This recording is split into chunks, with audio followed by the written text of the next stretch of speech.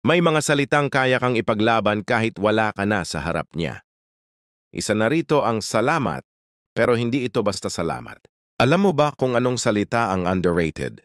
Pero sobrang makapangyarihan sa puso ng isang babae? Hindi ito I love you. Hindi rin ito miss na kita. At lalong hindi ito sorry. Ang isa sa pinaka-nakakabighaning salita para sa babae ay simple lang, salamat. Pero teka, hindi yan basta-bastang salamat. Sa Stoicism, ang tunay na lalaki ay hindi magaling sa bola, magaling sa pasasalamat. Yung pasasalamat na hindi lang lumalabas sa bibig, kundi galing sa puso. Isang salamat na may lalim, may dignidad, may halaga. Kaya sa video na ito, pag-uusapan natin kung paano mo sasabihin ang salamat sa paraang hinding-hindi kanya makakalimutan. At oo, ito ay ayon sa prinsipyo ng Stoicism. Kalma, simple, pero may bigat. Bakit malalim ang salamat kung galing sa lalaki? Ang salitang salamat ay tila sobrang simpleng gamitin, araw-araw nating sinasabi. Pero alam mo bang bihirang-bihira itong maramdaman? Sa Stoic philosophy, ang tunay na lalaki ay marunong kumilala ng biyaya kahit sa gitna ng sakit. At ang pasasalamat ay hindi lamang para sa mabubuting bagay. Ito ay para sa mga aral, para sa pasensya, si Ronter Nabis, Enikavazida na kanya. Kaya kapag ang isang babae ay nakarinig ng salamat mula sa isang lalaking hindi clingy, hindi mapilit, hindi emo, pero may sense of awareness at humility, naaantig siya. Bakit? Kasi ang pasasalamat ay tanda ng maturity. At walang mas nakakabighani sa babae, kundi ang lalaking may lalim ang pananaw at may disiplina sa emosyon. Paano mo sasabihing salamat na hindi ka mukhang nagmamakaawa? Ito ang problema ng maraming lalaki. Pagkatapos iwan, magpapadala ng message na may salamat sa lahat, pero halata naman, umaasa pang babalikan. Hindi yon stoic. Hindi yon lalaking may prinsipyo. At lalong hindi yon nakakabighani. Ang stoic way ng pagsasabi ng salamat ay ganito: tahimik, klaro, walang hinihinging kapalit. Halimbawa, salamat sa oras mong ibinahagi. Hindi ako magiging ganito kung hindi mo ako tinuruan. Salamat sa pagdaan mo sa buhay ko. Bit-bit ko yung mga leksyon mo habang buhay. Salamat sa sakit. Dahil doon, natuto akong palakasin ang loob ko. Napansin mo? Walang sana. Walang babalik ka pa ba? Walang miss na kita.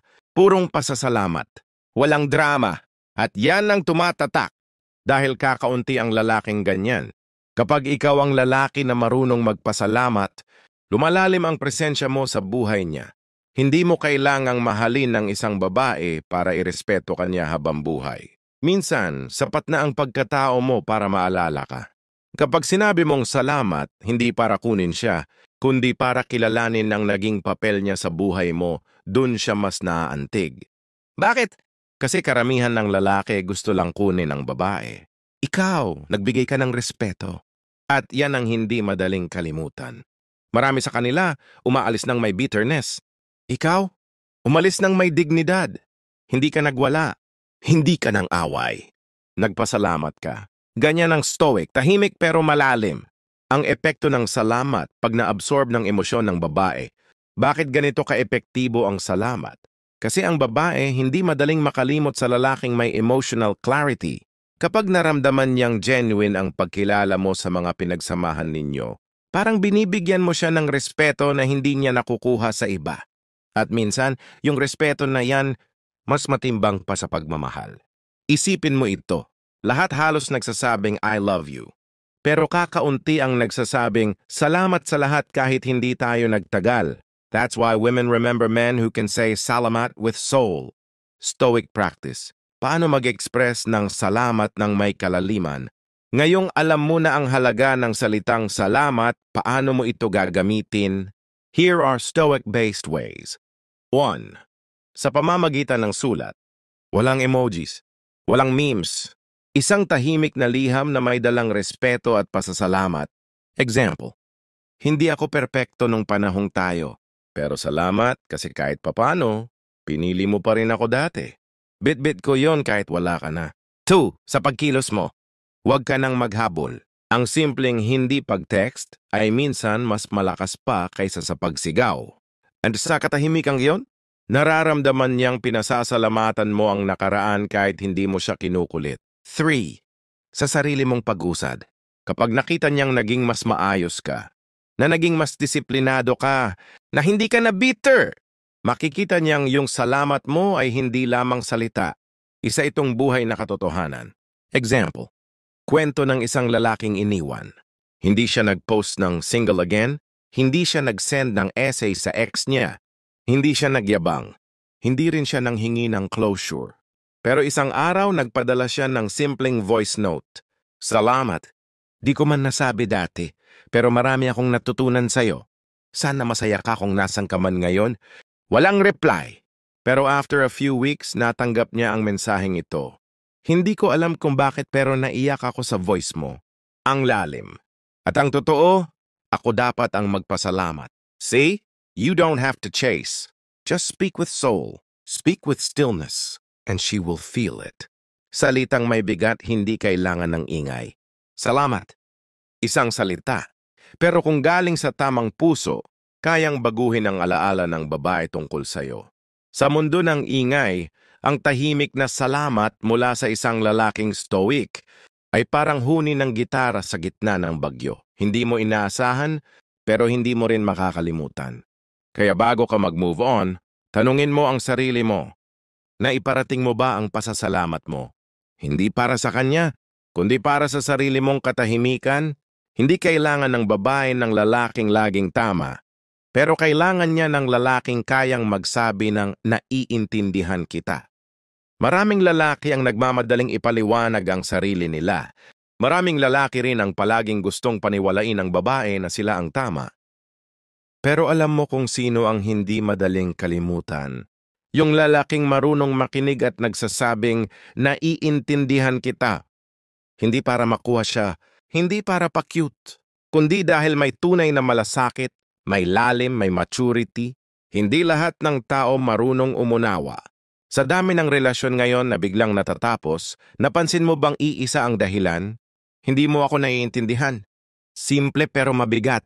At sa Stoicism, napakahalagang prinsipyo ang pag-unawa. Hindi ito nangangahulugang sumasang-ayon ka. Hindi rin ito pagsuko. Ito ay pagkilala sa nararamdaman ng iba kahit hindi mo yon maramdaman sa ngayon. Kapag nasabi mo sa babae ang naiintindihan kita, lalo na sa oras na galit siya, nalilito o nalulungkot, ang dating nito ay respeto. At respeto, mas matamis paminsan sa I love you. Anong uri ng naiintindihan kita ang nakakabighani? May dalawang uri ng naiintindihan kita. 1. Yung galing sa lalaki na gustong tapusin ang usapan. Okay, naiintindihan kita. Pero hindi talaga. Fake, shallow. Para lang matapos ang issue. 2. Yung galing sa lalaking may emotional discipline. Naiintindihan kita kung bakit ka lumalayo. Kung ako man ang nasa sitwasyon mo, baka ganun din ang gawin ko. Boom! Doon siya natatahimik. Yung ganitong uri ng naiintindihan kita ay hindi simpleng linya. Ito'y bunga ng self-awareness, ego control at maturity. Kaya nakakabighani ito. Kasi bihira ang babae sa dami ng nakakasalamuhang lalaking defensive, madaldal at laging gustong manalo. Pag nakakita siya ng lalaking marunong umunawa, ibang level yon. Bakit empathy ang isa sa pinakamakapangyarihang trait ng stoic man? Sa Stoicism, hindi lang disiplina sa sarili ang mahalaga. Mahalaga rin ang kalinawan ng isip sa harap ng emosyon ng iba. Kapag naiintindihan mo ang babae, hindi dahil gusto mong baguhin ang isip niya, kundi dahil gusto mong ibigay ang espasyo at respeto na deserve niya, mas lumalalim ang koneksyon. At ito ang irony. Minsan, sa pag-unawa mo sa kanya, dun siya unti-unting bumabalik sa'yo. Kasi nakita niyang hindi ka lang basta lalaki, isa kang lalaking may kapasidad makinig at sumalo ng damdamin, kahit hindi mo ito kontrolado. At yan ang rare. Mga eksaktong linyang makapangyarihan. Kapag ginamit ng tama, narito ang ilang Stoic style lines na maaari mong gamitin kung gusto mong magsabi ng naiintindihan kita na may impact, naiintindihan kita kung bakit mo ako nilalayo. Hindi ako galit, nirerespeto ko yan. Alam ko na mahirap ang pinagdadaanan mo at hindi ko kailangan laging magsalita. Nandito lang ako kapag kailangan mo. Hindi ako lalaban para pilitin kang bumalik. Pero naiintindihan ko kung bakit ka umaalis. Hindi mo sinasabi para makuha siya. Sinasabi mo dahil may honor ka. At dahil stoic ka. Marunong kang magmahal ng hindi kontrolado ng takot. Stoic empathy versus neediness. Mahalagang linawin to. Ang pag-unawa ay hindi pagsuko. Maraming lalaki ang akala, kapag sinabi mong naiintindihan kita ay nagpapakababa ka. Mali. Iba ang pag-unawa sa pagmamakaawa. Kapag stoic ang lalaking nagsabi nito, ramdam ng babae na ito ay kalmado, buo ang loob, walang pressure, may respeto sa boundaries. At yan ang sobrang nakakaakit.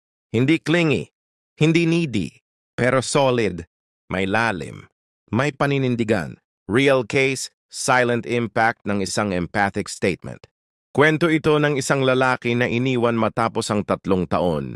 Imbis na magmakaawa, ito lang ang sinabi niya, hindi kita pipigilan. Naiintindihan ko na kailangan mo munang hanapin ang sarili mo. Kung sa dulo ng lahat ay ako pa rin ang pipiliin mo, salamat. Kung hindi man, salamat pa rin. Dahil minahal mo ako kahit sandali. Tahimik ang babae. Walang reply. Pero lumipas ang buwan at siya mismo ang bumalik. Hindi dahil minanipula siya, kundi dahil naalala niya yung lalaking hindi siya pinilit. Pero inintindi siya. And that is power. The power of stoic empathy. Paano mo ipapractice ang empathy bilang lalaki? 1. Makinig ng walang agenda. Huwag ka lang maghintay ng pagkakataon para magsalita.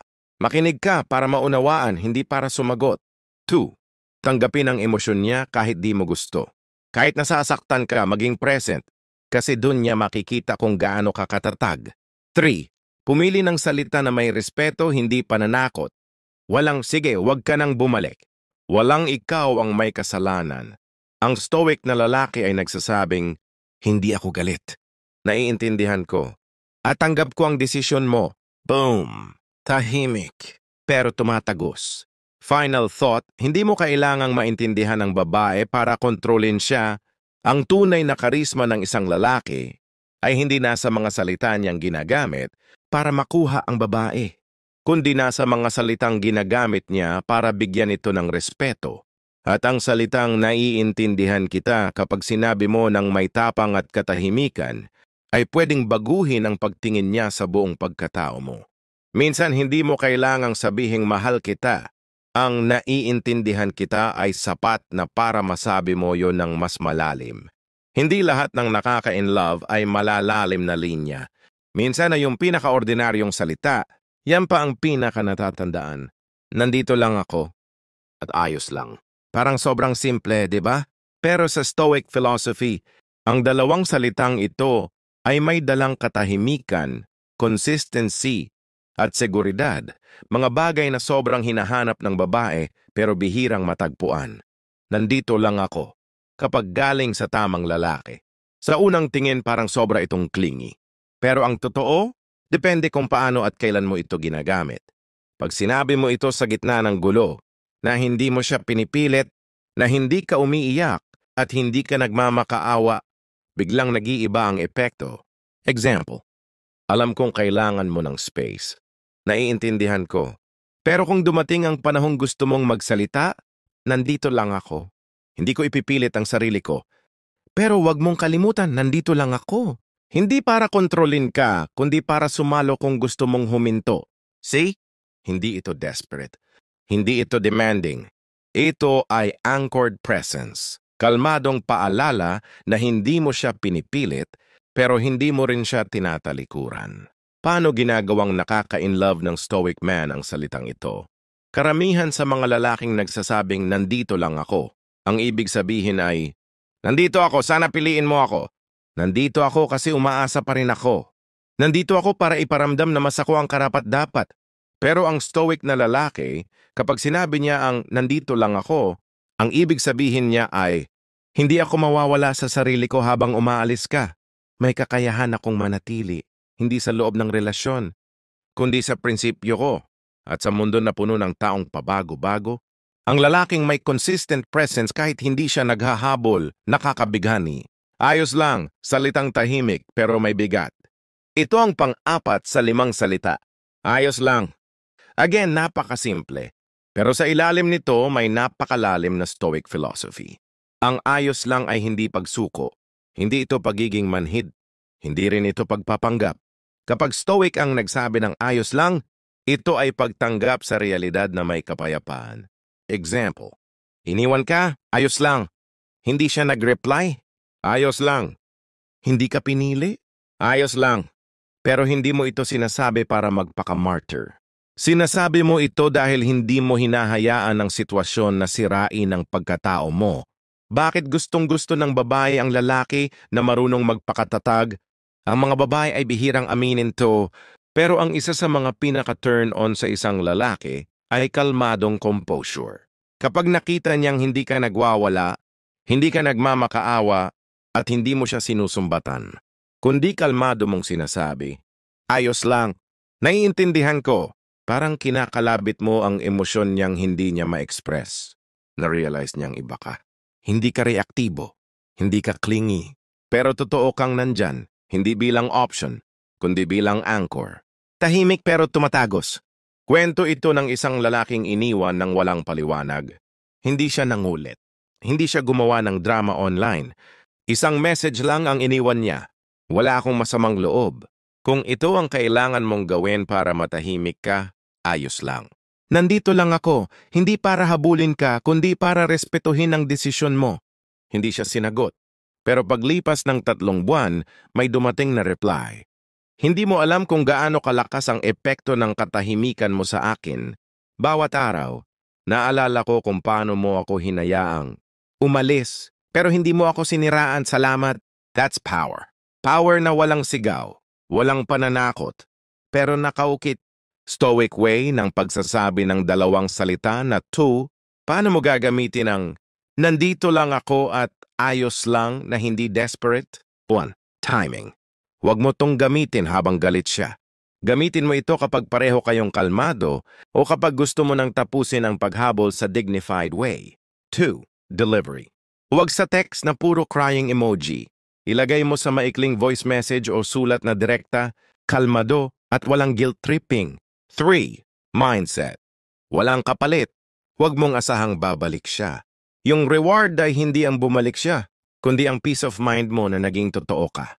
Bakit ang katahimikan mo ay mas maingay kesa sa sigaw ng iba? Kapag sinabi mo ang nandito lang ako at ayos lang, hindi mo kailangang ulit-ulitin. Hindi mo kailangang patunayan araw-araw kasi ang Stoic man hindi nagmamadali.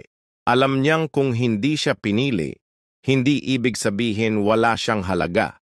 At alam niyang minsan, ang paglayo mo ng may dignidad ay mas now-appreciate kesa sa pananatili mo na puno ng galit.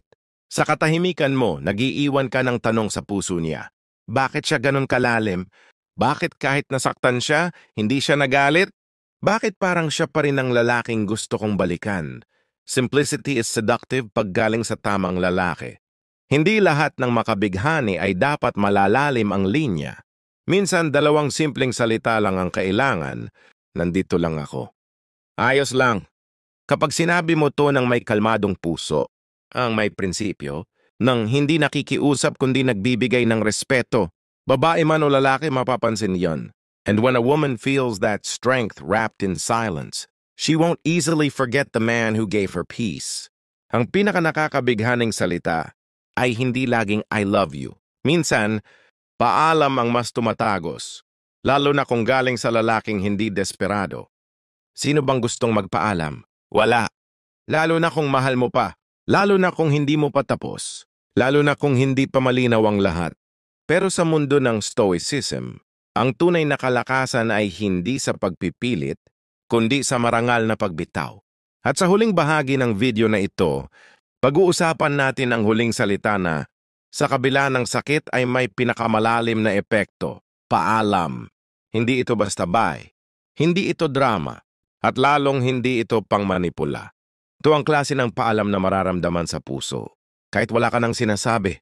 Bakit ang paalam ay isa sa pinakamakapangyarihang salita sa babae? Ang paalam kapag mula sa tamang lalaki ay hindi lang pagtatapos, isa itong panimula ng respeto. Kapag sinabi mong paalam, hindi dahil sumusuko ka, kundi dahil ayaw mong maging hadlang, ibang level yan. Ang mga babae, sa totoo lang, sanay na sa lalaking nagmamakaawa, nagsusumbat, nagpaparamdam para mapansin uli, gumagawa ng drama sa social media. Pero ang isang lalaking tahimik na nagpapaalam, na may dignidad, respeto at pagpipigil, yan ang hindi madaling kalimutan. Kasi sa gitna ng emosyon, pinili mo ang disiplina. At yun ang rare. Iba ang paalam ng mahinang lalaki versus stoic man. Paalam ng mahinang lalaki. Sige, alis ka. Huwag ka nang bumalik. Goodbye. Sana magsisi ka. Bahala ka sa buhay mo. Ito'y puno ng galit, ego at resentment. Hindi ito paalam, ito'y pananakot. Paalam ng stoic man. Salamat sa lahat. Hindi ko pipilitin ang sarili ko sa mundong ayaw ako. Paalam. Hindi ko alam ang hinaharap, pero alam kong ang tamang lalaking gaya ko ay hindi dapat mapilit. Paalam at salamat. Boom. Tahimik. Matatag. Mabigat. Pero walang binitiwang galit. Walang paninira. At yan ang tatama sa puso ng babae, hindi dahil sinaktan mo siya, kundi dahil hindi mo sinaktan kahit kaya mo. Kapag ang lalaki ay marunong magpaalam, mas minamahal siya. Minsan, mas nai-inlove ang babae kapag naramdaman niyang kaya mong iwan ang nararamdaman mo para igalang ang desisyon niya. At minsan, sa paalam mo, hindi ka niya agad maintindihan. Magugulat siya, tahimik ka, kalma ka, wala kang pakiusap. Wala kang sermon, pero sa katahimikan mo, dun ka mas lumalalim sa isip niya. Hindi ka nag-iwan ng ingay. Nag-iwan ka ng dignidad, at yun ang hindi niya makakalimutan. Mga linya ng stoic goodbye na tumatama. Kapag dumating ka sa puntong kailangan mo nang magpaalam, narito ang mga pahayag na hindi mapang-abuso, kundi may respeto, katahimikan, at lalim. Alam kong may rason ka. At hindi ako para hadlangan yon, kaya pipiliin kong irespeto ang katahimikan mo. Paalam. Hindi ko man makuha ang mga sagot ngayon, natuto na akong hindi pilitin. Kaya ngayon pipiliin ko ang sarili ko. Paalam. Minsan, hindi lahat ng mahal natin ay kailangang panatilihin. Minsan, kailangan lang natin silang palayain. Paalam. Walang guilt. Walang blame. Walang balikan mo ako. Kundi isang tapik sa puso na nagsasabing, hindi ako bitter. Marunong lang akong umalis ng may dangal. Silent goodbye, lifelong impact. Kwento ito ng lalaking naghintay ng sagot. Hindi siya nag-text, hindi rin siya nangulit. Pero isang araw, pinadala niya ang mensaheng ito. Hindi ko alam kung ako ba ang tamang tao. Pero alam ko, hindi ko deserve ang ganitong katahimikan. Kaya para sa sarili ko, magpapaalam na ako. Maraming salamat. No reply. Isang buwan ang lumipas, nag-message ang babae. Nang mabasa ko yun, napaiyak ako kasi ni minsan hindi mo ako pinilit. Pero ni minsan hindi ko rin naramdaman na nawala ka. Paalam. Hindi para mawala, kundi para ipaabot sa kanya na kahit mahal mo siya, mas mahalaga ang kapayapaan mo. Kailan dapat sabihin ang paalam? Kapag hindi ka na kinakausap, hindi ka na pinapahalagahan, at tila kalabisan na ang presensya mo sa buhay niya, huwag mo nang hintayin ang moment na mapahiya ka. Pumili ng paalam na tahimik, malinis, direkta, walang sumbat. Hindi mo siya iniiwan, inilalabas mo ang sarili mo sa sitwasyong hindi ka na pinipili. At tandaan, hindi lahat ng paalam ay katapusan. Minsan, ito ang simula ng pagrespeto mo sa sarili mo. Bakit mas nakakabighani ang lalaki na marunong umalis ng maayos? Ang mga babae ay hindi lang naaakit sa mga lalaking nagpapatawa o sa mga lalaking sweet. Minsan, mas naaalala nila ang lalaki na hindi sila pinilit, hindi sila minanipula, hindi sila sinumbatan, pero malinaw na nagpaalam. Yung lalaki na may lalim, may paninindigan, may tahimik na respeto. Dahil doon, nararamdaman nila ang klase ng pagmamahal na hindi nagpapapansin, kundi nagpapalaya. At iyon ang klaseng pag-ibig na hindi nakakalimutan. Ang salitang paalam kapag galing sa lalaking stoic, hindi ito kahinaan. Ito'y tanda ng emotional control, self-respect, awareness, inner peace. At kapag nasanay ka sa ganitong mindset, wala nang rejection ang sisira sa'yo. Wala nang babae ang makakawasak ng prinsipyo mo. Dahil alam mong kung aalis ka, iwan mo ang sarili mo ng buo, hindi wasak. Kung alam mong may paalam kang kailangang bitawan, i-comment mo sa baba. Hindi ako lalaban para ipilit ang sarili ko. Magpapaalam akong may respeto.